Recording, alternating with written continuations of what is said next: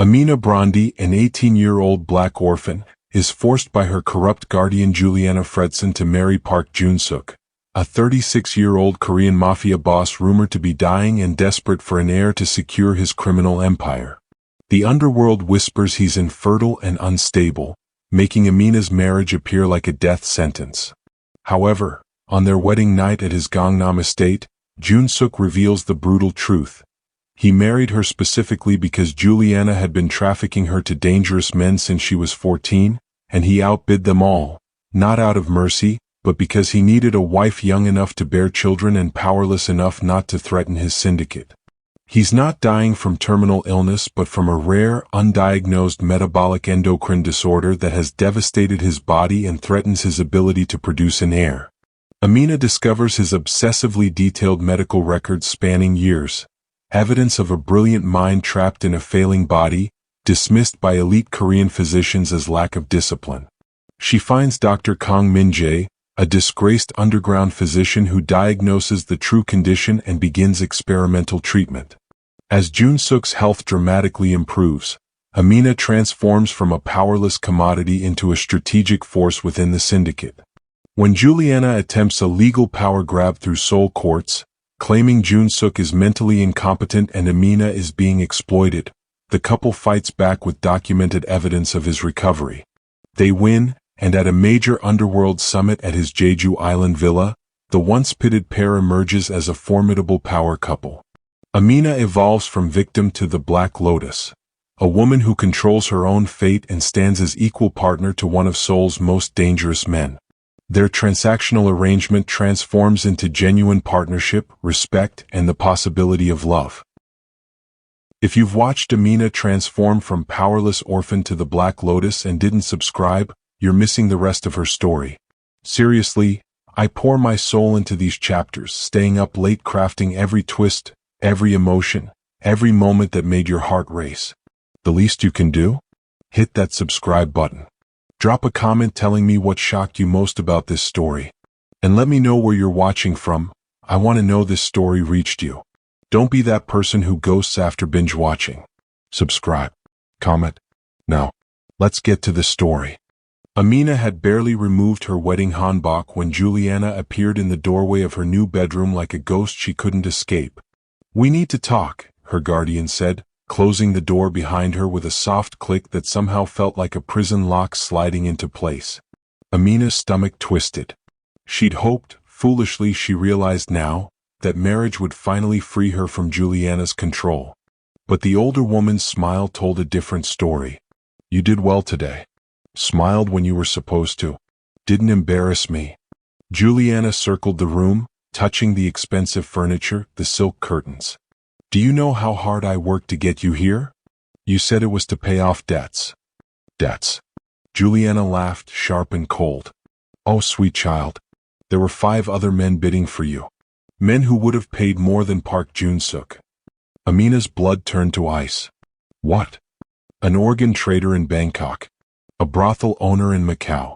A medical research facility that needed, well, let's just say they weren't particular about consent." Juliana's eyes gleamed. "But I chose Park. Do you know why?" Amina couldn't speak, couldn't breathe. "Because when he dies, and he will die, you'll inherit everything. And you're still my investment, Amina. If you fail here, if you don't give him what he wants, I take you back.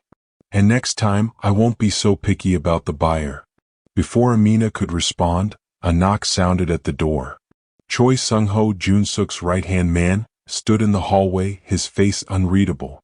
"The chairman wants to see you," he said to Amina in accented English.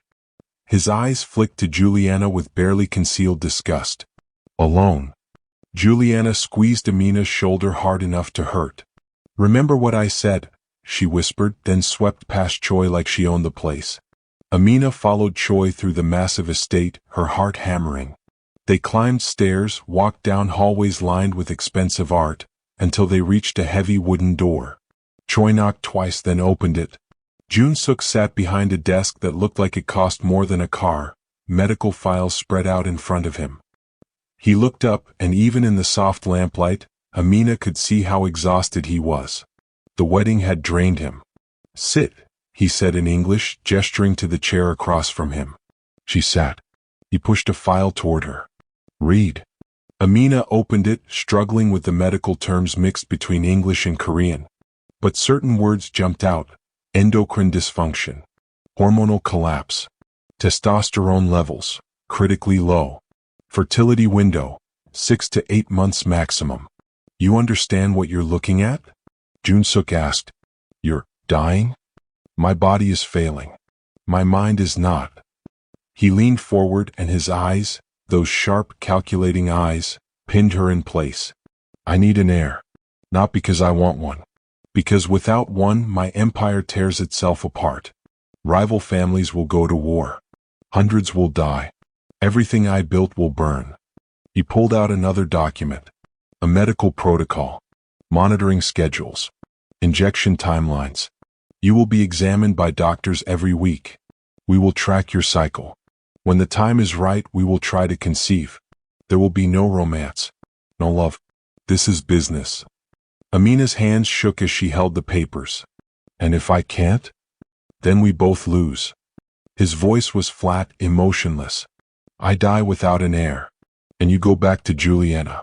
I assume she's already explained what that means. The room felt too small suddenly. Too hot. Why me? Amina whispered. Why not some Korean woman from a powerful family? For the first time, something like respect flickered in his eyes. Because you have no family. No one to interfere. No one to threaten my child. He paused. You're alone. That makes you perfect. The words hit like a slap. She wasn't a person to him. She was livestock. A vessel. But as she looked at the medical files, at 7 years of failed treatments and declining health documented in desperate detail, she realized something else. He was trapped too. Just in a different cage. How long? She asked. How long do I have before Juliana can take me back? 6 months. Maybe 8 if we're lucky. After that. He didn't finish. Didn't need to. Outside the study window, Seoul glittered like a kingdom. Beautiful and cold and completely indifferent to whether either of them survived. Amina stood, the papers still in her hands. I need to think. Think fast, Jun-suk said. The clock is already ticking. As she walked back to her room, past the expensive art and the silent guards, one thought burned in her mind. If she was trapped here, if there was no escape, then she'd find a way to survive. Not as Juliana's investment. Not as Jun-suk's breeding stock. But as something they'd never expect. She just had to figure out how. Amina woke up to strange sounds she didn't understand. It was still dark, 4 a.m. according to the clock beside her bed, but somewhere in the estate someone was moving. She heard water running, a door closing, then deep silence again. She should have gone back to sleep. But something pulled her out of bed, made her open her door carefully, peer into the hallway. A light glowed from under a door 3 rooms down. Jun-suk's private quarters. Amina knew she shouldn't. Knew it was dangerous. But her feet carried her forward anyway, drawn by curiosity and something else. Something that felt like recognition. The door was cracked open just slightly. Through it she saw him. Jun-suk stood at his bathroom sink, hands braced on the marble counter, head bowed. Even from behind, she could see the tremors running through his body. Could hear his harsh, controlled breathing like he was trying not to make a sound. He lifted one hand to open a medicine cabinet. The tremor was so bad he knocked over 2 bottles before he managed to grab what he needed. Pills scattered across the counter. He didn't bother picking them up. Amina watched him swallow medication without water, his jaw tight with pain or frustration or both. Then he just stood there, gripping the counter, waiting for whatever storm was happening inside his body to pass. This was the man who controlled half of Seoul's underground. The man everyone feared. And he was fighting a war with his own body every single morning at 4 a.m. where no one could see. Amina slipped back to her room before he could notice her. But she couldn't sleep. Couldn't stop thinking about what she'd seen. The next morning she went looking. The estate was massive, easy to get lost in, easy to explore while everyone assumed she'd stay quietly in her assigned spaces. She found Jun-suk's study empty, the door unlocked. Reckless of him, she thought. Or maybe he didn't think she'd dare. She should have left. Should have minded her own business. Instead, she started opening drawers. The fourth drawer down, hidden under folders of what looked like business documents, she found them. Medical files. Not just one or two, but dozens. Years worth. Some in Korean, some in English, all meticulously organized by date. Amina pulled out the most recent one and started reading. December 2022.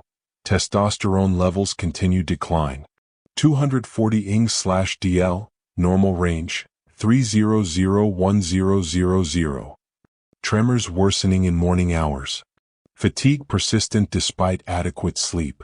Dr. Lee recommends traditional herbal treatments. Declined. November 2022, third fertility test. Sperm count, 12 million/ml, normal, 15+ million.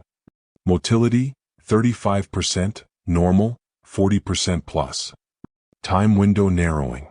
Must find solution. October 2022, experimental Japanese protocol failed. Side effects severe, nausea, heart palpitations, cognitive fog. Discontinued after 1 week. Dr. Park suggests psychiatric evaluation. Declined. This is not in my head. Amina's hands shook as she flipped back further. 5 years. 6. 7 years of documentation. Every failed treatment. Every disappointing test result. Every doctor who dismissed him, blamed him, called him undisciplined. One entry made her stop completely. March 2019. Elite Seoul Hospital consultation. Dr. Choi's assessment. Your lifestyle choices have consequences. Criminal stress, poor decisions, lack of discipline, these things catch up with you. There's nothing physically wrong that a better life wouldn't fix. Refuse to run additional tests. This is the 5th doctor to blame my choices. But my mind remains clear. Sure. My memory, my strategic thinking, all intact. If this were stress, wouldn't my mind fail too? Why only the body? Why only the hormones? There is something they are not seeing. Amina felt something crack open in her chest. He wasn't lazy. Wasn't undisciplined. He'd been fighting this for 7 years while doctors told him it was all his fault. She pulled out another file. Fertility tracking. The decline was there in brutal detail. Month by month, year by year, his body losing its ability to create the one thing that could save his empire. And he'd documented all of it. Every humiliating test. Every failure. Like a scientist studying his own extinction. Body rebels against every intervention, one note read in shaky handwriting. Hormones crash regardless of treatment. Fertility declining faster than predicted. Mind remains clear but body imprisons it. Running out of time. Running out of options. Must find wife soon. Must try before window closes completely. That's when she understood.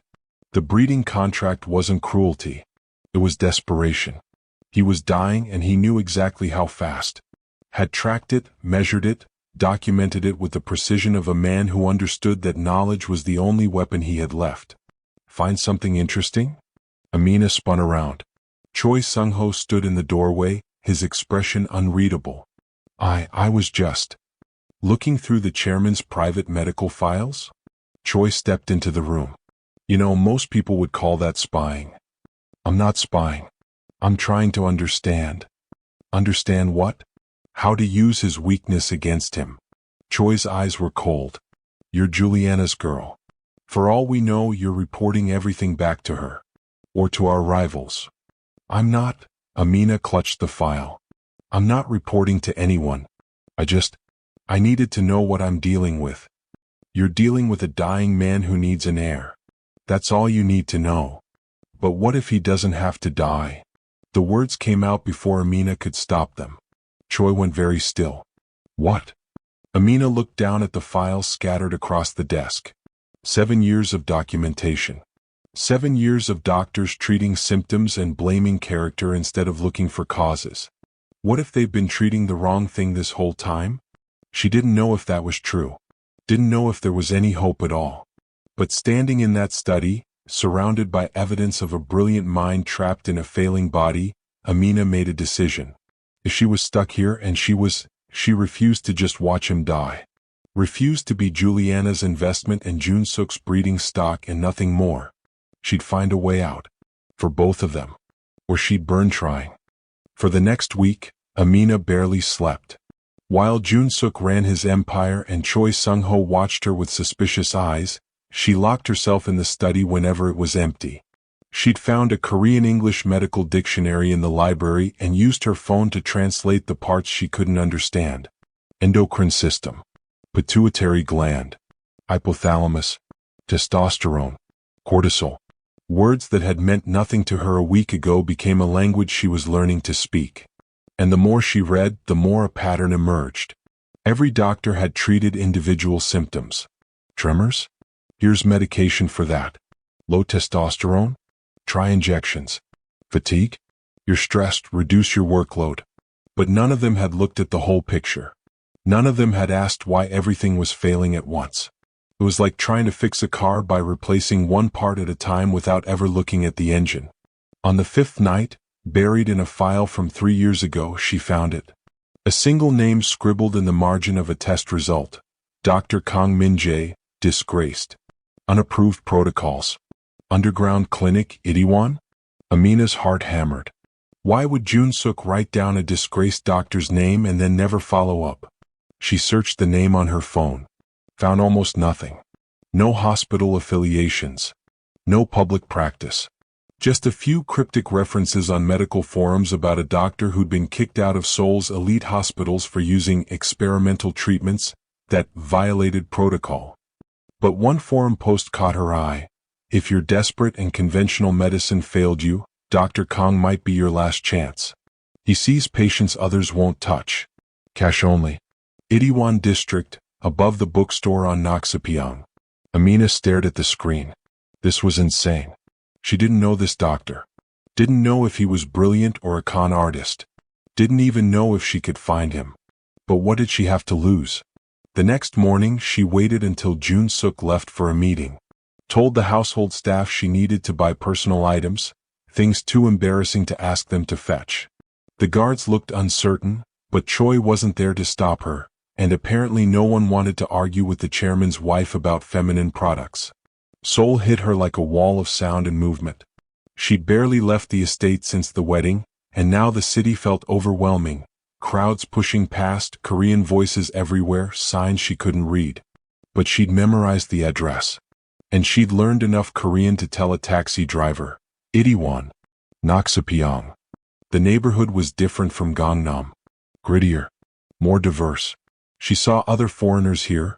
American soldiers, English teachers, tourists. For the first time since arriving in Korea, she didn't feel like the only outsider. The bookstore was squeezed between a tattoo parlor and a bar that smelled like stale beer even at 10 a.m. A narrow staircase ran up the side of the building, marked only by a small sign in Korean and English, Clinic.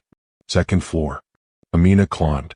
The waiting room was tiny, 4 plastic chairs, a water cooler, and a reception desk where a young woman looked up from her phone with mild surprise. "Do you have appointment?" she asked in accented English.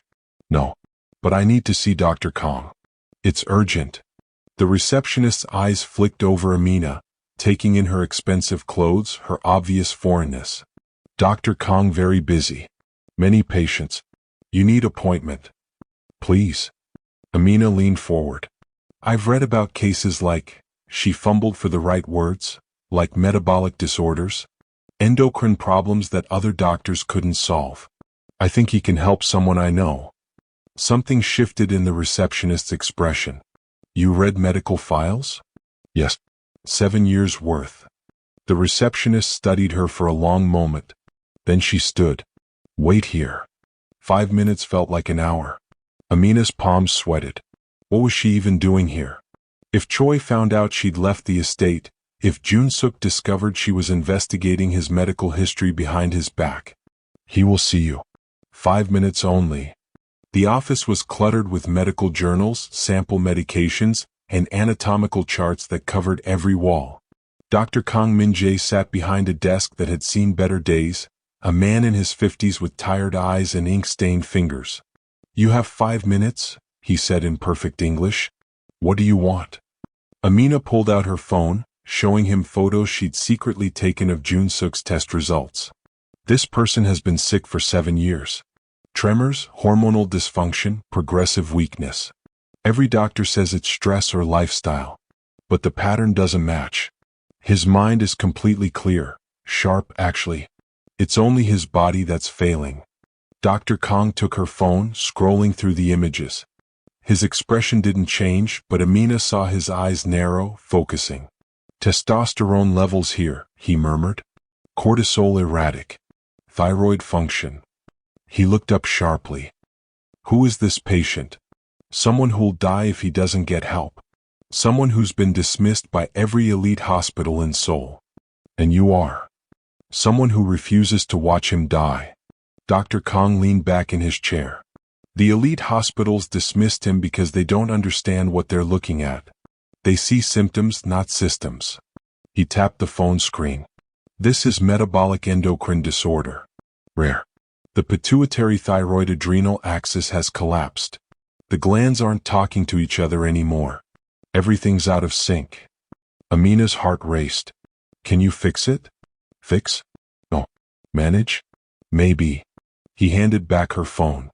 It would require hormone replacement therapy, multiple hormones, precise timing, dietary restructuring, stress management. It would take months, and there's no guarantee it works. But there's a chance? A chance. Dr. Kong studied her. But the real question is, why does a young woman risk coming to an underground clinic for someone else's medical problem? Who is this patient to you? Amina thought about lying, then decided truth was faster. My husband, Park Jun-suk. Dr. Kang's face went blank. The chairman? Yes. You're the black girl who married him. I saw it in the news. He stood abruptly. You need to leave. Now. What? Why? Because treating a crime boss makes me a target. Because if I fail, I'm dead. Because... He stopped, studying her more carefully. Why are you really here? Did he send you to test me? Is this some kind of trap? No. Amina stood too. He doesn't even know I'm here. He's given up. He thinks there's no hope. But I've read his files, all of them. He's documented everything like a scientist. He knows something's wrong that the doctors won't see.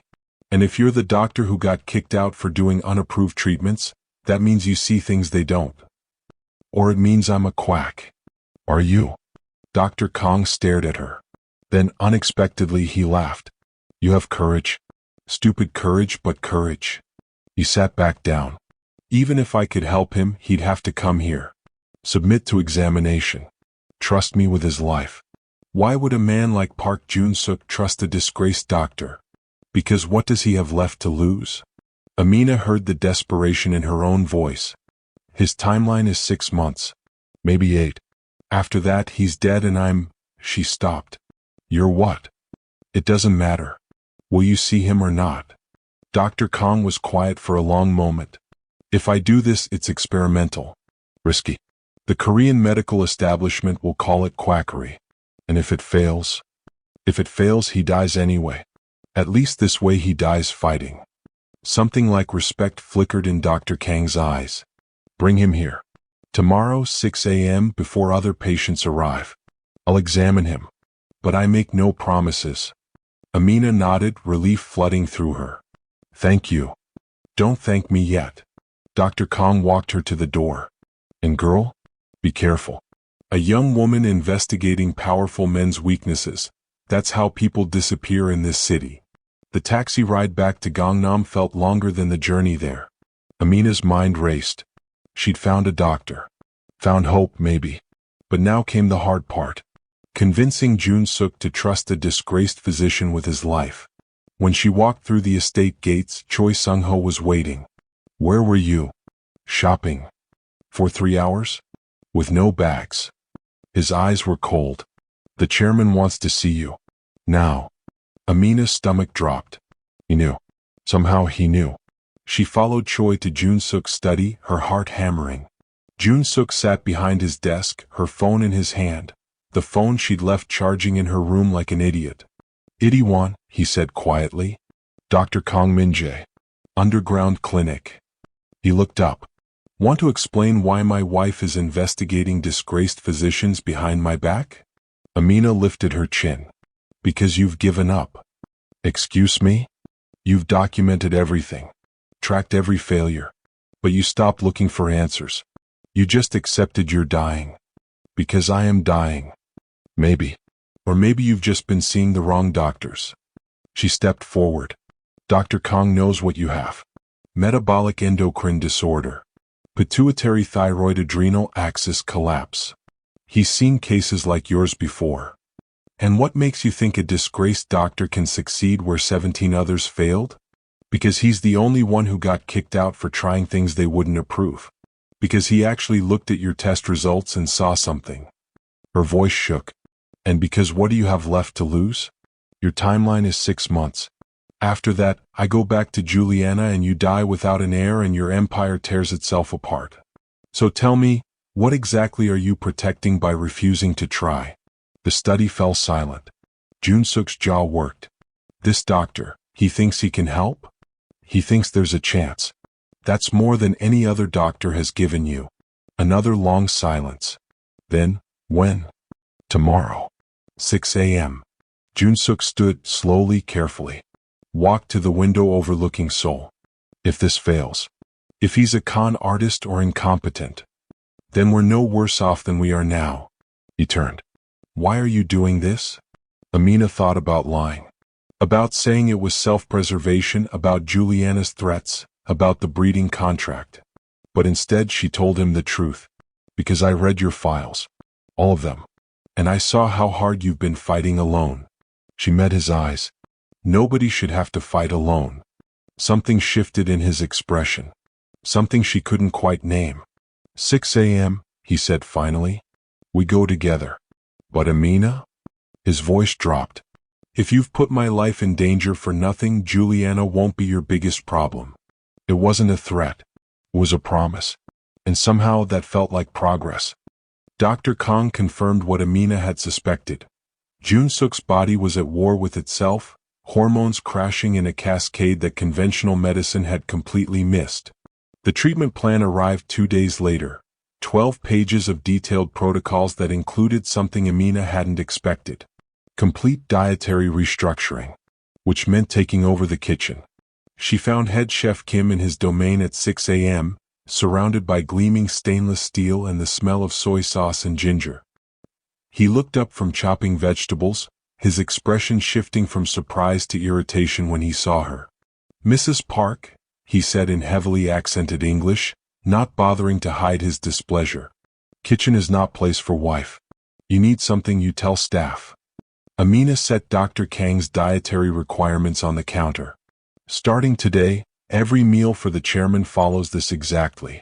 Precise portions, specific ingredients, exact timing. Chef Kim glanced at the papers and laughed. This is hospital food. Boring. No flavor. The chairman will not eat this. The chairman will eat what keeps him alive. I have cooked for chairman for 8 years. I know what he likes.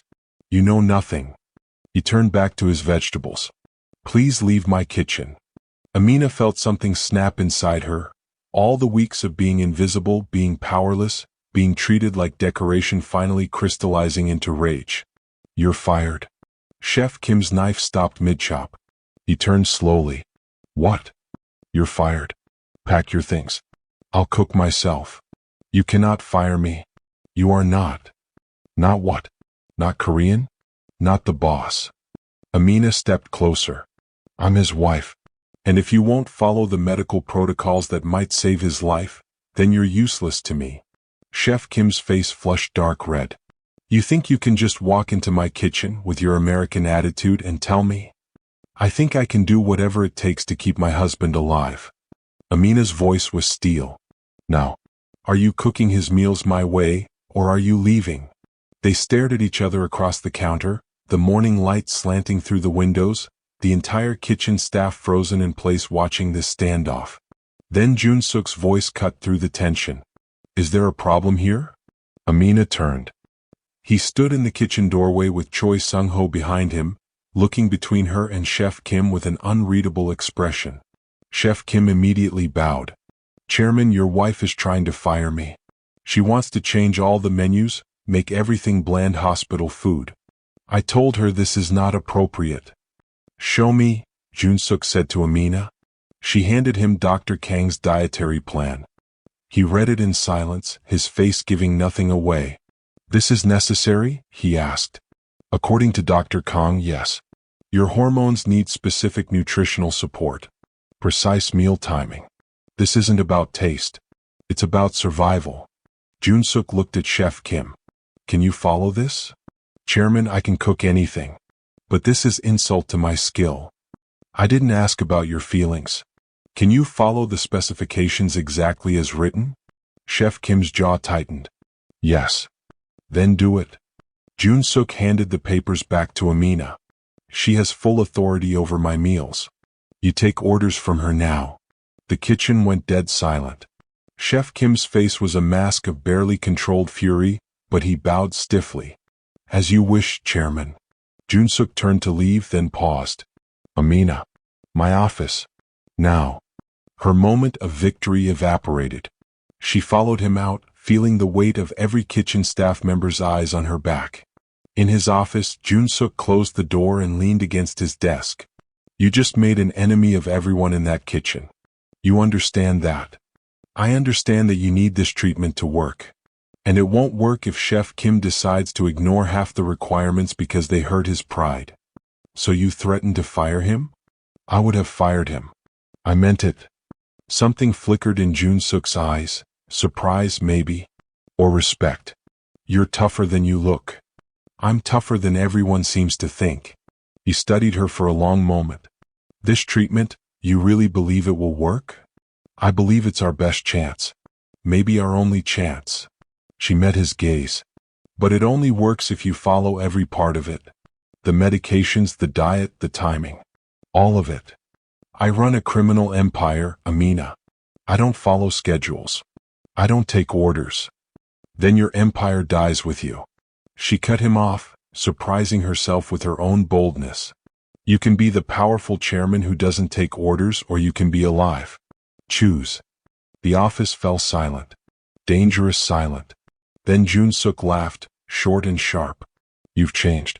3 weeks ago you barely spoke. Now you're threatening to fire my staff and giving me ultimatums. 3 weeks ago I thought I had no choices. Now I know better. He pushed off the desk, moving closer. And what if I don't like you making choices in my house? Amina forced herself not to step back. Then find another wife. Oh wait, you can't. Your timeline is 6 months and I'm the only one who actually cares if you survive it. For a heartbeat, she thought she'd gone too far. Thought she'd see anger flash in his eyes, thought Choi would burst through the door to drag her away. Instead, Junsuk smiled. A real smile, not the cold mask he usually wore. Fierce, he said quietly. I chose well. Then he walked past her to the door.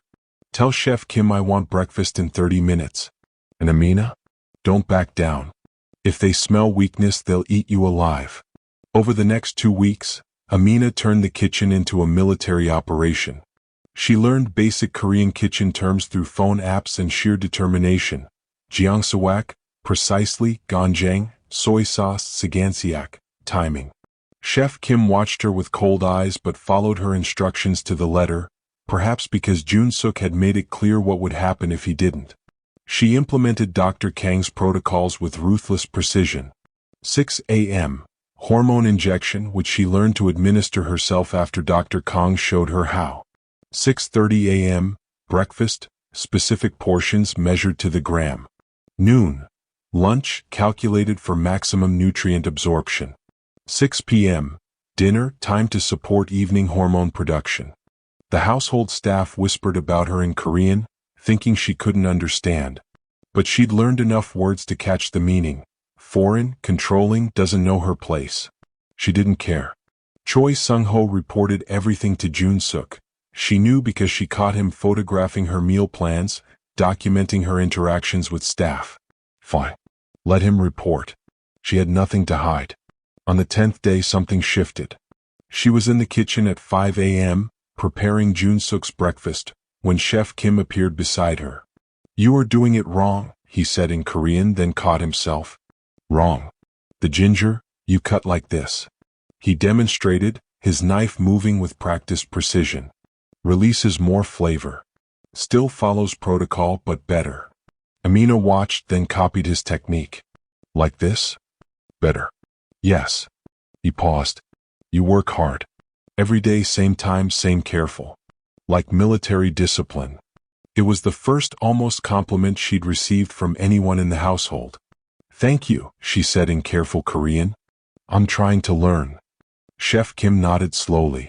The chairman, he looks better. More energy. Staff notice. The treatment is working? Maybe. Too early to know for sure. But. He met her eyes. You care. About him living.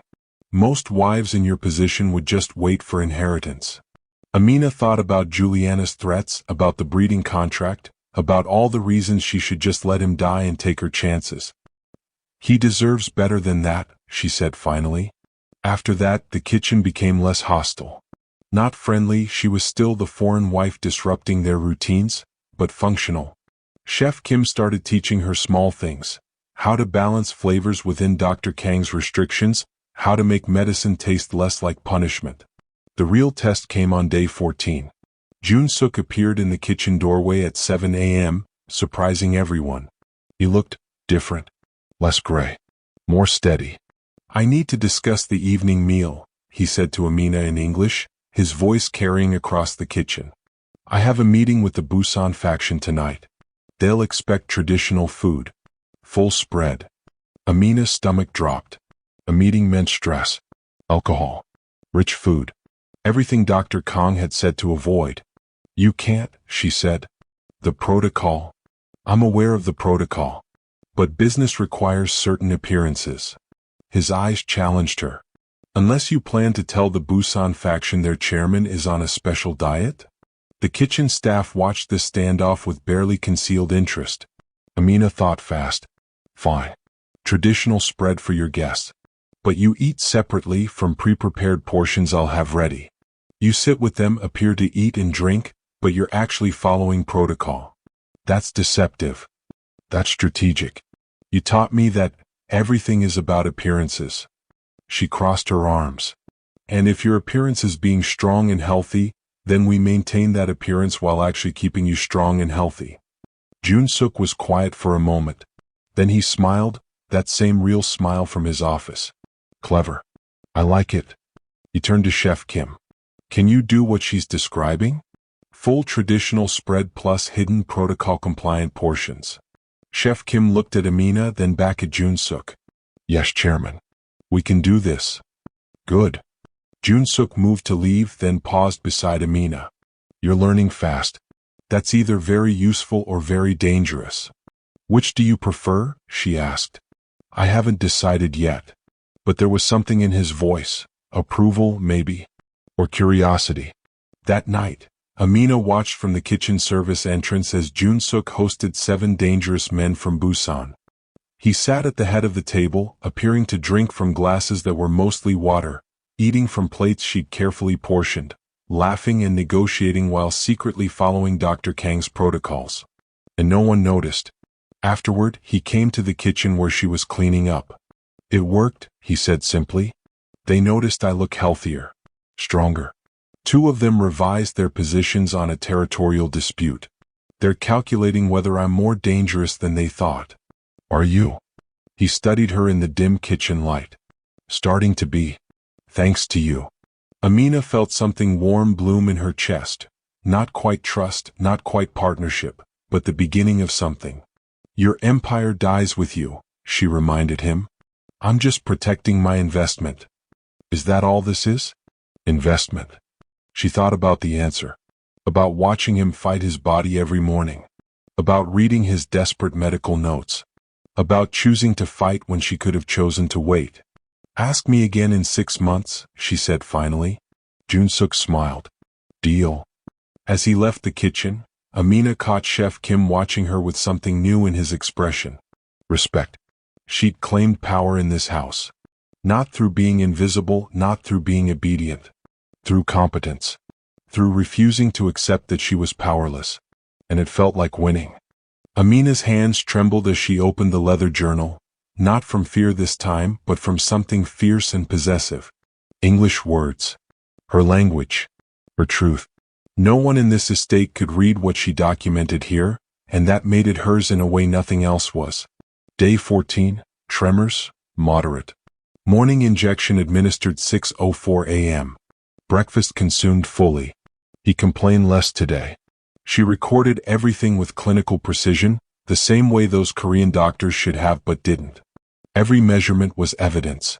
Every improvement was armor against the day someone tried to call her useless again. The changes were undeniable now. Jun-suk's face had lost that puffy, sick quality that made him look like a stranger trapped in his own skin. His movements sharpened. When he reached for his tea that morning, his hand didn't shake, just steady, controlled grace that made her chest tighten with something dangerously close to pride. Day 21. Testosterone levels rising. Dr. Kong confirmed cortisol stabilization. Subject able to write legibly for 40 minutes without tremor interruption. Subject. She called him that in her journal because calling him Jun-suk felt too intimate, too real. But every time she wrote the word, she thought of his actual name anyway. The morning he walked through the estate gardens without assistance, Amina watched from the kitchen window with her heart in her throat. Chef Kim noticed her stillness and followed her gaze, muttering something in Korean she didn't catch. But the respect in his tone was unmistakable. Jun-suk moved like a man who'd forgotten he owned his body, rediscovering it with each step. Past the stone lanterns. Through the bamboo grove. All the way to the pavilion he hadn't reached in years. She found him there an hour later, standing at the railing with his back straight and his breathing even. The tremor that used to ravage his hands was barely a whisper now. "You're keeping me alive," he said without turning. "Why?" The question hung between them like a blade. Amina could feel Choi Sung-ho watching from somewhere in the shadows. He was always watching, always reporting back. She chose her words carefully. "Because if you die, I'm back in Juliana's hands." She stepped beside him, close enough to smell the herbal soap from his morning routine. Self-interest. His laugh was rough, genuine. "Liar." Her pulse jumped. "Excuse me? You could have poisoned me. Made it look natural. Played the grieving widow and disappeared." He finally looked at her, and his eyes were clearer than she'd ever seen them. Alert. Dangerous. Alive. "You didn't. You fought for me instead." The air between them shifted, charged with something neither of them could name. Partnership. Alliance. Something more complicated than either word could hold. "The syndicate noticed," he continued, his voice dropping lower. "The way I move now. The way I command. They're recalculating threat levels. That rival boss who visited yesterday, did you see how he watched me?" She had. Like a predator reassessing whether the wounded animal had claws after all. Jun-suk turned fully toward her, and the intensity in his gaze made her breath catch. "You gave me my empire back. What do you want in return?" Everything, she thought. My freedom. My choice. My life that isn't just survival. But what she said was, "I want to never be livestock again." His jaw tightened. Something flickered across his face. Anger, maybe, or recognition. "You never were. Not to me." The words settled between them like a vow neither had meant to make. Amina's journal entry that night was shorter than usual. Day 28. Subject recovery exceeds projections. Fertility window opening. Contract terms no longer feel transactional. This terrifies me more than anything Juliana ever did. She stared at those last words for a long time before closing the journal. Because terror meant she had something to lose now. And losing meant she'd started to care about more than just escape. Tomorrow she'd document more measurements. More evidence. More proof that she was indispensable. But tonight, she let herself acknowledge the truth. She wasn't just keeping him alive anymore. She was choosing to. The court officers arrived at dawn, their formal uniforms a violation against the estate's morning quiet. Amina was in the kitchen preparing Jun-suk's hormone-supporting breakfast when Choi Sung-ho burst through the door, his face darker than she'd ever seen it. "Legal summons," he said in clipped English. "From Seoul Central District Court." Her hands froze over the cutting board. The knife clattered against marble. Jun-suk read the documents in his study with the same cold precision he used for syndicate kill orders. Amina watched his jaw tighten, watched something lethal slide behind his eyes. When he finally looked up, his voice was ice. Juliana's petitioning to restore guardianship. Claims I'm mentally unstable. Claims you're being sexually exploited. He slid the papers across the desk. She's calling you a victim of a crime boss who can't even think straight. The words hit like physical blows. Amina scanned the petition, her English advantage turning poisonous as she absorbed every calculated lie. Interracial marriage to unstable criminal, 18-year-old trafficking victim. Medical history proves impaired judgment, concerned guardian seeking to rescue. She compiled evidence. Jun-suk continued, his tone surgical. Your age. Our marriage.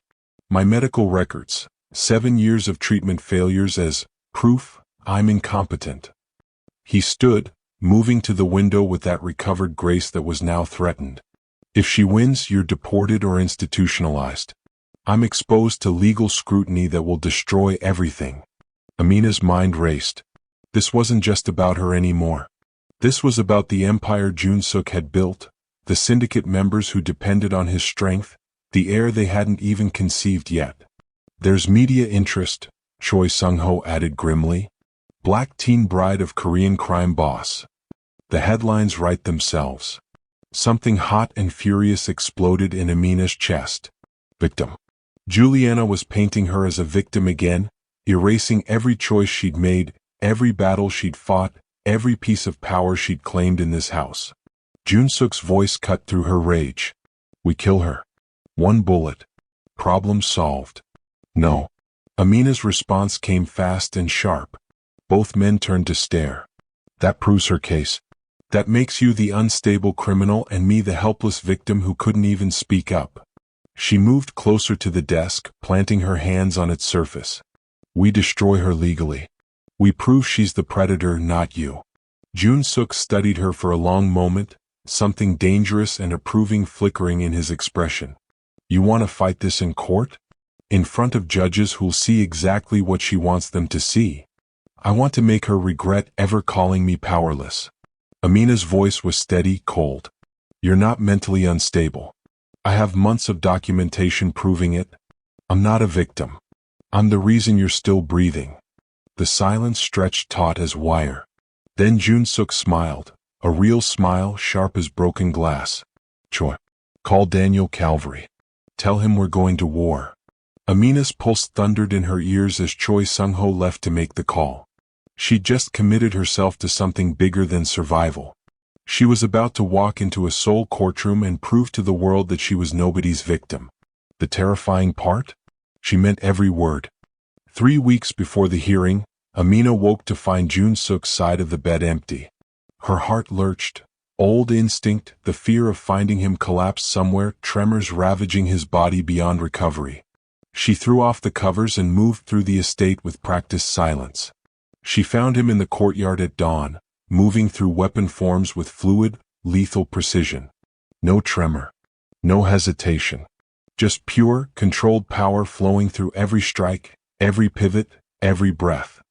He stopped when he sensed her watching, his chest rising and falling with exertion but not exhaustion. When he looked at her, his eyes were clear as glass, sharp as the blade in his hand. I woke up different, he said quietly. Like my body finally remembered what it's supposed to be. Dr. Kang's measurements that afternoon confirmed what Amina already knew. Hormone levels approaching normal. Fertility markers improving. Cognitive function tests exceeded baseline. The tremors that had defined him for years were barely whispers now, occasional ghosts of a dying past. This is remarkable, Dr. Kang murmured, studying the charts. Medical literature will want to document this. No documentation, Jun-suk said flatly. But his hand found Amina's, squeezed once. A private acknowledgement that she'd done this. That she dragged him back from extinction through sheer stubborn will. The syndicate noticed immediately. At the next meeting, rivals who'd been circling like sharks suddenly straightened in their chairs. Jun-suk commanded the room with his old presence, the kind that made men remember why they'd sworn loyalty in the first place. Deals were struck. Territories confirmed. The whispers of succession crisis died in throats gone dry with recognition. Daniel Calvary arrived with his courtroom strategy, spreading documents across Jun-suk's desk like battle plans.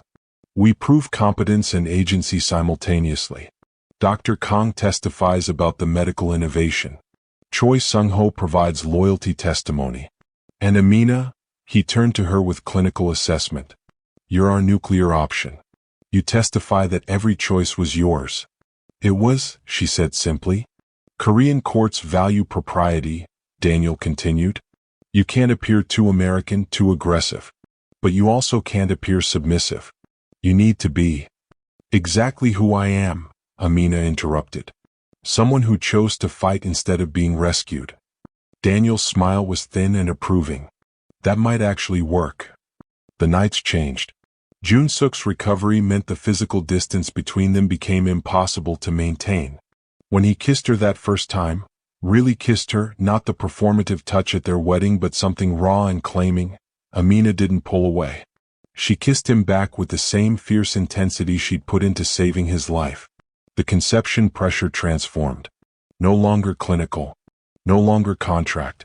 When she told him she was ready, it was her choice, her timing, her terms. You rewrote everything, he said afterward, tracing patterns on her skin in the darkness. The contract. The empire. Me. We rewrote it, she corrected. Together. The morning before the hearing, Amina stood before her mirror in the hanbok she'd chosen. Deep crimson silk embroidered with black lotus flowers. Power and resilience. Beauty that had thorns. She'd commissioned it herself, her first act of claiming aesthetic authority in this Korean world. Jun-suk appeared behind her, fully dressed in his formal suit, moving with confidence that would have been impossible 4 months ago.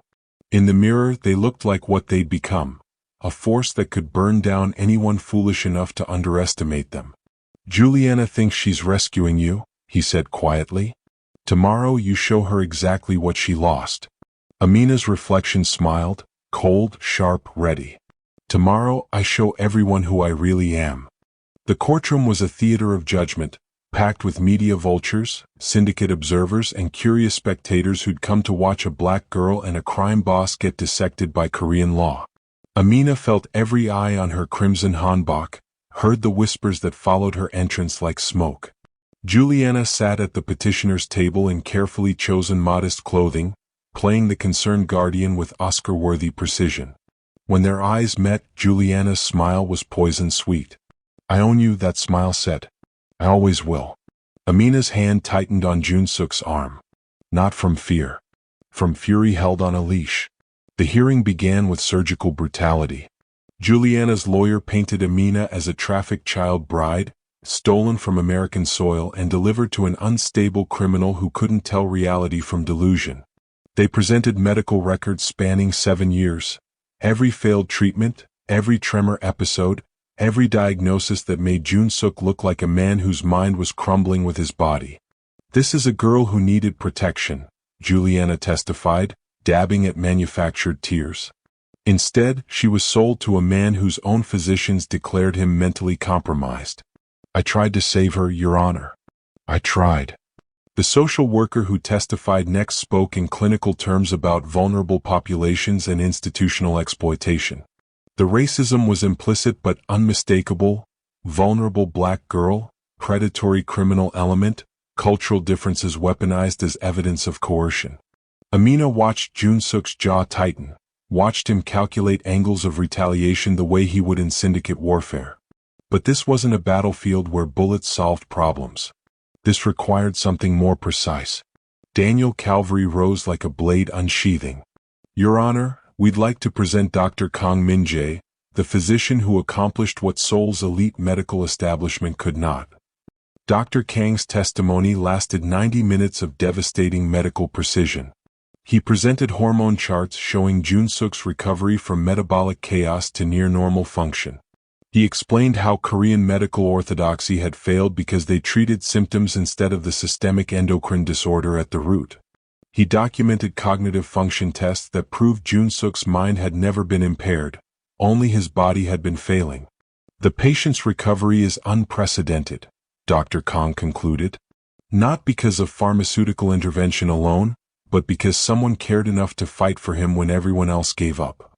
Choi Sung-ho's testimony came next. 15 years of witnessing Jun-suk's leadership, his strategic brilliance, his ability to command an empire even while his body betrayed him. Boss never lost his mind, Choi said in careful English. He lost doctors who would listen. Then came Amina's turn. She walked to the witness stand feeling every camera lens on her, every judgment being formed. The judge was a stern woman in her 60s who looked at Amina with the kind of skepticism that came from years of seeing exploited girls claim they chose their circumstances. Daniel's questions were carefully calibrated. Amina answered in clear, measured English, her voice steady. I chose to stay because I saw something worth fighting for. Not a man who needed rescue, but a partnership that could be built if we both refused to be what other people decided we were. She looked directly at Juliana. I was never your investment. I was never anyone's victim. I was someone who decided her own fate. The judge leaned forward. You expect this court to believe an 18-year-old chose to marry a man twice her age involved in criminal enterprise? I expect this court to believe that I made a strategic choice for survival that became something more. Amina pulled out her medical journal, months of documentation in her own handwriting. Every measurement, every treatment protocol, every decision that brought him back from the edge. I didn't watch him die because I chose to live instead. The courtroom went silent. Jun-suk testified last, his movements controlled and powerful, his mind sharp as he answered every question with precision that destroyed any claim of impairment. The court-appointed physician examined him and confirmed what everyone could already see. This was not a dying man. This was someone restored. Then Daniel dropped the final piece. Your Honor, we have one more exhibit. Medical confirmation from 3 days ago. Amina's breath caught as Daniel presented the pregnancy test results. Ms. Amina is 8 weeks pregnant, Daniel said quietly. Proof that Mr. Park's fertility recovered. Proof that she has an invested future here. Proof that this is not exploitation, it's partnership. Juliana's face went white. The judge studied the documents with narrowed eyes. The verdict came after 3 hours of deliberation. Petition denied. Guardianship terminated permanently. And one more thing. An investigation into Juliana's trafficking operation based on evidence Daniel had quietly compiled. Outside the courthouse, Amina finally breathed. Jun-suk's hand found hers, squeezed once. You won, he said. We won, she corrected. And for the first time since the day Juliana bought her, Amina believed it. The Jeju Island villa perched on volcanic cliffs like a fortress carved from stone and ambition. 3 weeks after the hearing, the underworld elite gathered in Jun-suk's private compound. Rival faction leaders, allied syndicates, power brokers who moved money and violence with equal precision. They came because rumors of weakness had circulated for years. They came to see if the Park Empire would hold or crumble. Amina stood before the mirror in her custom black hanbok, lotus flowers embroidered in silver thread that caught the fading sunlight. The silk moved like water, like shadow, like power that didn't apologize for existing. She designed it herself. Her symbol, her claim, her declaration that she belonged in this world not as decoration but as force. Jun-suk appeared behind her, dressed in traditional formal wear that emphasized the lethal grace he'd reclaimed. His hands settled on her shoulders, his reflection meeting hers in the glass. Ready to shock them? He asked, something dark and amused in his voice. I was born ready. She turned to face him, placed one hand over the barely visible swell of her stomach. We both were. They entered the reception hall together, and the room went silent. Whispers rippled like water disturbed by stones. The syndicate bosses stared, not at the dying man they'd expected, but at someone who moved like a predator who'd remembered his teeth. And beside him, the black woman who'd become legend in 3 months. The one who'd done what Seoul's best physicians couldn't. The one carrying the air that would secure everything. Is that the same boss? Someone murmured in Korean. She stabilized him, another answered. The American. They say she fights like she owns him. Amina caught the words through her growing Korean vocabulary. She didn't smile, but something fierce and satisfied burned in her chest. The rival faction leaders approached with calculated respect. Territorial disputes that had been pending were suddenly resolved. Alliances that had wavered were reaffirmed. Jun-suk commanded the room with his old authority, but now there was something else. Acknowledgement that Amina stood beside him not as accessory but as equal architect of this empire. The faction leader who'd fed information to Juliana's lawyers tried to slip away early. Jun-suk's security stopped him at the door. The conversation that followed was brief, cold, and concluded with the man being escorted out by armed guards. No one asked what would happen to him. Everyone knew. You didn't need to kill him, Amina said quietly when Jun-suk returned to her side. I didn't. You taught me there are worse things than death. His smile was razor-sharp. Exile from the underworld. Reputation destroyed. No one will deal with a traitor. She taught him that. Her influence, her strategy, her refusal to default to violence when precision served better. The realization sent electricity down her spine. The evening was nearly over when Juliana appeared. She walked into the villa like she had any right to be there, her desperation barely concealed beneath expensive clothing and false confidence. Security moved to intercept, but Amina raised one hand. Stop them cold. Let her come. Juliana approached with her chin up, but Amina saw the fractures. The trafficking investigation had gutted her operation. Her reputation was radioactive. She had nothing left but audacity. Amina, Juliana began, her voice honeyed poison. We can still fix this. You don't have to. I'm not your investment anymore. Amina's voice cut clean and cold. I was never your product. I was never your anything. She stepped closer, let Juliana see every ounce of power she'd claimed. Leave. And if I ever hear your name in connection with another girl, I'll make sure the only cell you see is a prison one. Juliana's face twisted with rage and disbelief. Security moved in, escorted her out like the refuse she was.